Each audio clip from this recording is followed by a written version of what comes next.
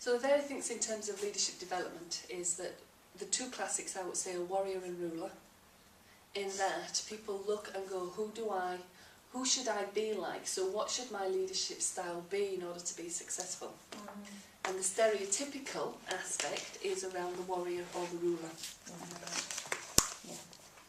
You will, or I have noticed that there can be a lot of what I call motivational speakers that people bring into organisations to reinvigorate the troops. And so they'll bring in, well, they tend to typically bring in sports people. But if they bring in some of the business people, the stories, it's very much a warrior. It's I set a goal and I went for it, and if you have this can-do attitude, you can make anything happen. And so, you know, it is one style of leadership. But the thing for a business is that the style of leadership that business requires. The thing is that the organisation can turn around and say, so I know one particular organisation, and it pronounced that basically it was going to be more goal orientated, setting stretching goals, and basically everybody should, you know, get their ass into gear and make it happen. And we're going to make it happen as a team. So it was real warrior stuff. The thing is, the leaders, most of them didn't have warrior leadership style. So then there immediately became a disconnect between this is what we're meant to do and this is my style. And now I'm trying to do a leadership style that actually doesn't resonate with me. My warrior isn't strong enough to embody this leadership style to carry it through authentically. So I am now trying to do this can-do, go-for-it kind of message through a completely different archetype. And people can spot the disconnect.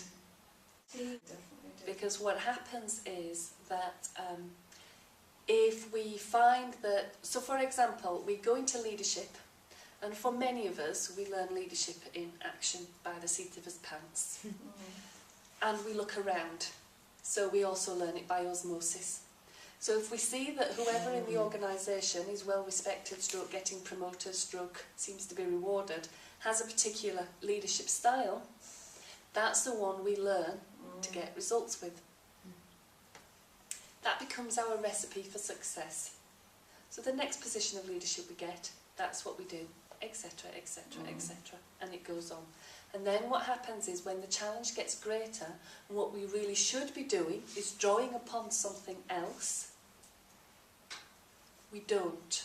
We do what we're doing more, because it's our recipe for success. So let's just increase the quantities.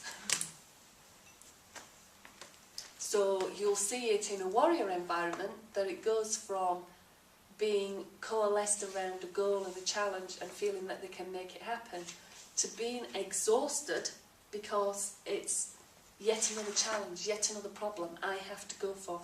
So we're just going to be more can-do.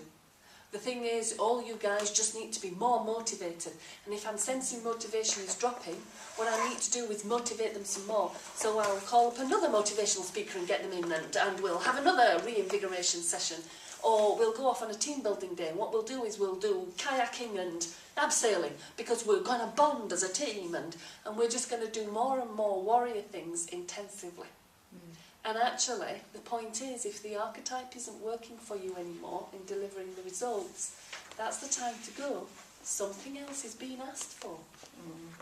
And if you have this awareness that you have a couple of preferred styles, it isn't turning around and saying, and these styles are it forever. It's about going, these are my preferred styles. It's like I have two pairs of shoes. One day I wear this pair of shoes, and the other day I wear this pair of shoes. And you've got a lot more than that. Actually, exactly. and so once you realise... They're out today.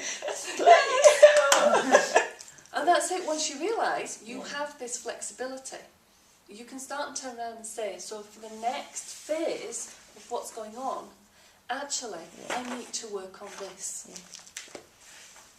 But until you have that level of self-awareness, you are doomed for these leadership styles to run you, rather than you selecting the style that will help get results. And it's the same for an organisation. If it isn't aware that it is encouraging, reinforcing. In some cases, some organisations are reinforcing an outdated leadership style. It's not a wrong leadership style. None of these are wrong. Every single one of them has their time and place.